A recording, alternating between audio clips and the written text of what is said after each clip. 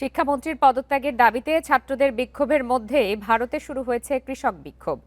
যুক্তরাষ্ট্র ভারতের প্রস্তাবিত বাণিজ্য চুক্তির প্রতিবাদে পাঞ্জাব, হরিয়ানা ও রাজস্থানের হাজারো কৃষক জড়ো হয়েছেন দিল্লিতে। এসব বিষয়ে আরো বিস্তারিত জানাতে এই মুহূর্তে কলকাতা থেকে যোগ দিয়েছেন সহকর্মী দেবপ্রসাদ অধিকারী। দেবপ্রসাদ, সব মিলিয়ে কি মনে হচ্ছে যে মোদী সরকার চারিদিক থেকে চাপের মধ্যে রয়েছেন কিনা? আমরা তো খবর পেয়েছি যে রাহুল গান্ধী এবং প্রিয়াঙ্কা গান্ধীকে আটক করা হয়েছে, সেক্ষেত্রে কোনো ধরনের প্রতিক্রিয়া এখন পর্যন্ত পাওয়া গেছে কিনা? দেখুন, সর্বশেষ যে খবর পাওয়া গেছে তাতে এই এখনো পর্যন্ত রাহুল গান্ধী এবং প্রিয়াঙ্কা গান্ধীকে আটক করে দিল্লি পুলিশ নিয়ে গেছে। এবং সেখানে যে বিষয়টা হচ্ছে যে গতকাল ককরোচ পার্টি যে দাবিটা করছিল এবং তারা যেটা সংসদ অভিযানের চেষ্টা করছিলেন, ককরোচ পার্টির জনতারা সেখানে তারা দাবি করছিলেন যে নেটে যে দুর্নীতি হয়েছে সেই দুর্নীতির পরিপ্রেক্ষিতে শিক্ষামন্ত্রী পদত্যাগ দাবি করেছিলেন। এবং তার পরিপ্রেক্ষিতে পুলিশ লাঠিচার্জ করে এবং লাঠিচার্জ করার পরে পরবর্তী পর্যায়ে কিন্তু সেই বিক্ষোভকে ঘটিয়ে দেয়।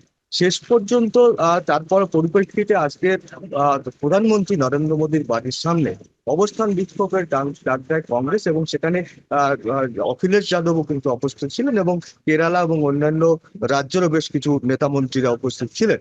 এবং তারা যেটা দাবি করছিলেন যে কালকে সোমবার যেভাবে কংগ্রেস পার্টির যে বিক্ষোভ ছিল এবং সমাবেশ ছিল, সেই সমাবেশে যেভাবে লাঠি চালানো হয়েছে, পুলিশ যেভাবে লাঠি চালিয়েছে, সেটা নৈতিক নয়। এবং সেখানে গণতান্ত্রিক যে আন্দোলন, সেই গণতান্ত্রিক আন্দোলনকে প্রতিহত করার জন্য পুলিশ এভাবে লাঠি চালিয়েছে। পুলিশ এভাবে লাঠি চালাতে পারে না। এবং শিক্ষামন্ত্রীর যে পদত্যাগের যেটা দাবি, নিটে যে দুর্নীতি হয়েছে, প্রশ্ন ফাঁসের যে বিষয় রয়েছে, সেই প্রশ্ন ফাঁসের বিষয় কিন্তু আজকেরও তারা প্রধানমন্ত্রী নরেন্দ্র মোদীর বাড়ির সামনে অবস্থান বিক্ষোভ করছে। আপনি জানেন যে প্রধানমন্ত্রী নরেন্দ্র মোদী বাড়ি এবং অন্যান্য স্বরাষ্ট্রমন্ত্রী বা অন্যান্য মন্ত্রীদের বাড়ির সামনে সব সময় কিন্তু 144 ধারা থাকে। এবং সেক্ষেত্রে এইভাবে দীর্ঘক্ষণ ধরে, অর্থাৎ 3-4 ঘন্টা ধরে বিক্ষোভ দেখানো, এবং তার পরবর্তী পর্যায়ে পুলিশ তাদেরকে ওখান থেকে নিয়ে যায়, আটক করে নিয়ে যায় দিল্লি পুলিশ।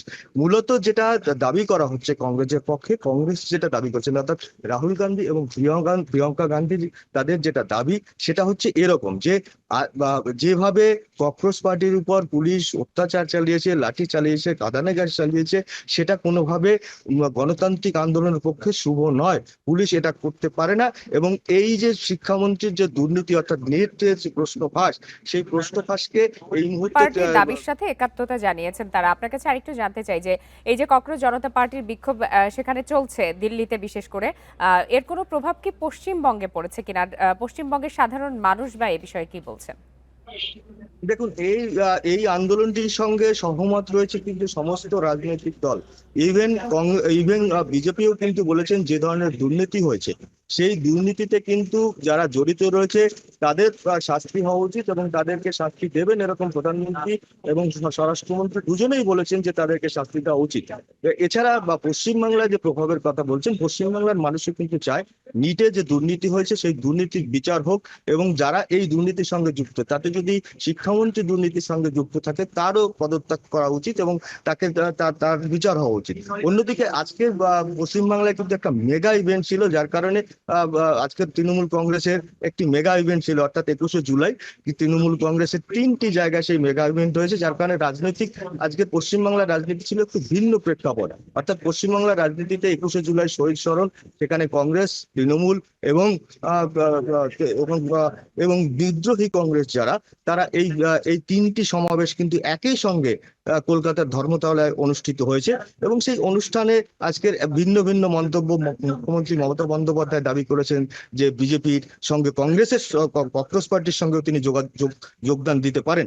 এই জনসভাতে তিনি যেটা বলেছেন, অধিকারী, যদি আরেকটি বিজেপি বিষয় আপনার কাছে একটু জানতে চাই যে প্রস্তাবিত মার্কিন বাণিজ্য চুক্তির প্রতিবাদে দিল্লি যাচ্ছেন উত্তর ভারতের কৃষকরা এবং তাদেরকে শম্ভু এলাকায় থামিয়ে রাখা হয়েছে। সেখানেও কিন্তু একটি উত্তেজনাকর পরিস্থিতি তৈরি হয়েছে। এ বিষয়ে পশ্চিমবঙ্গের কৃষকরা কি বলছেন?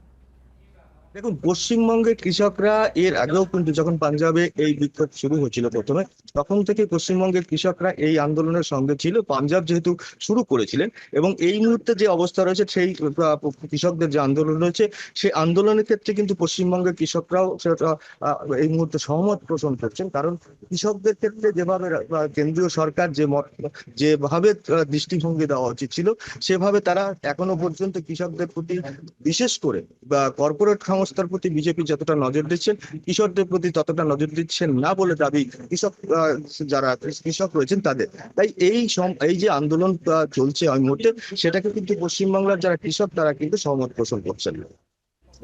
পশ্চিমবঙ্গ থেকে জানাচ্ছিলেন সহকর্মী দেবপ্রসাদ অধিকারী।